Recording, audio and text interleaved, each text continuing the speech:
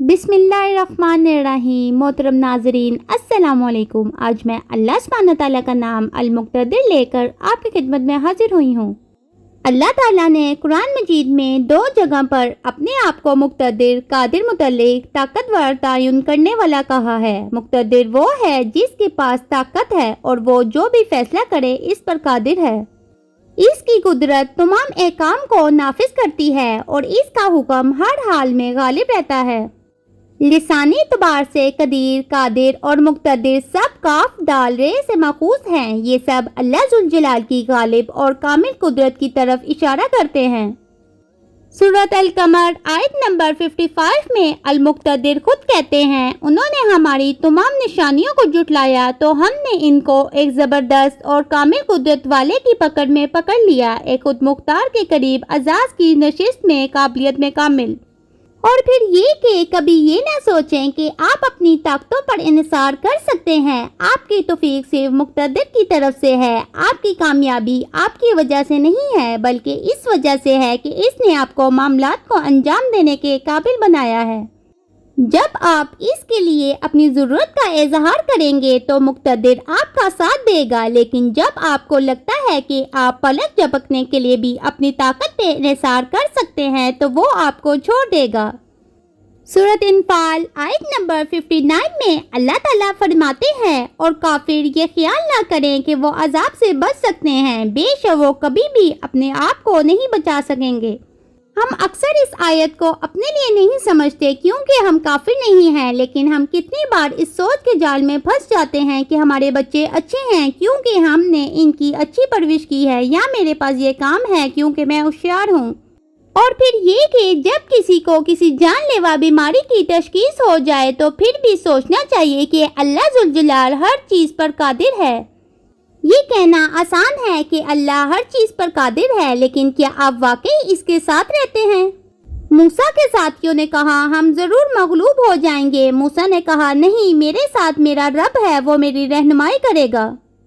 وہ اکیلے ہی بہت سے دشمنوں کا سامنا کر رہا تھا، لیکن مقتدر کے طاقت کے تعین پر اس کا یقین غیر متزلزل تھا۔ یہ آپ کی مثال اس وقت ہے جب آپ غالب یا نا امید محسوس کرتے ہیں اور اپنے آپ سے کہتے ہیں کہ اللہ واقعی قادر ہے، سب کچھ کرو اور وہ اس میں میری رہنمائی کرے گا۔ اور پھر یہ کہ المقتدر اس دنیا کی ہر چیز کو اپنی لامحدود حکمت کے مطابق ہونے پر مجبور کرتا ہے۔ ہر چیز کے پیچھے ایک وجہ ہوتی ہے اور صرف ایک مومن کے طور پر آپ اپنی زندگی کی اس صورتحال سے فائدہ اٹھا سکتے ہیں، اچھا یا برا۔ سورۃ لقمان آیت نمبر 20 میں اللہ تعالیٰ فرماتے ہیں، اللہ نے تم پر اپنی ظاہری اور پوشیدہ نعمتوں کو مکمل کر دیا تھا، اس لیے ہمیں چاہیے کہ روز المقتدر کی پوشیدہ نعمتوں کا شکر ادا کریں۔ اور پھر یہ کہ حضرت یونس علیہ السلام کی دعا یاد رکھیں جب اس نے اندھیرے میں پکارا، لا الہ الا انتا، تیرے سوا کوئی عبادت کا حق نہیں رکھتا، سبحانک تو پاک ہے، انی کنت من الظالمین، حقیقت میں میں ظالموں میں سے ہوں۔ بس ہم نے اس کی پکار پر لبیک کہا اور اسے مصیبت سے نجات دی، اور اس طرح ہم مومنوں کو نجات دیتے ہیں۔ سورۃ الانبیاء آیت نمبر 87-88۔ قرآن مجید میں اس کہانی کو بیان کر کے المقتدر نے اس واقعے کو ہر مومن کے لیے روزمرہ کی زندگی کا سبق بنا دیا۔ چاہے آپ کے حالات کتنے ہی طریقے کیوں نہ ہوں، اللہ کی طرف رجوع کریں، مقتدر کے مقام کو پہچانو، اپنے مقام کو پہچانو، وہ تمہیں نکلنے کا راستہ دے گا۔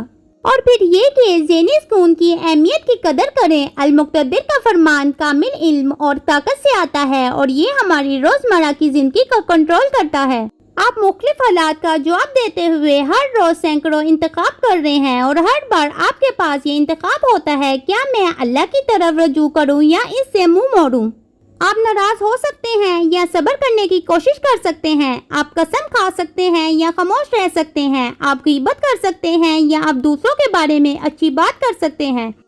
المقتدر فرماتے ہیں، بے شک اللہ کے ذکر سے دلوں کو سکون ملتا ہے۔ المقتدر لوگوں کو پیسہ، طاقت، ذہانت اور خوبصورتی دیتا ہے، لیکن وہ حقیقی ذہنی سکون صرف اپنے مومنوں کو دیتا ہے۔ لہٰذا اپنے دن میں ہر انتخاب کے ساتھ اللہ کو یاد کریں۔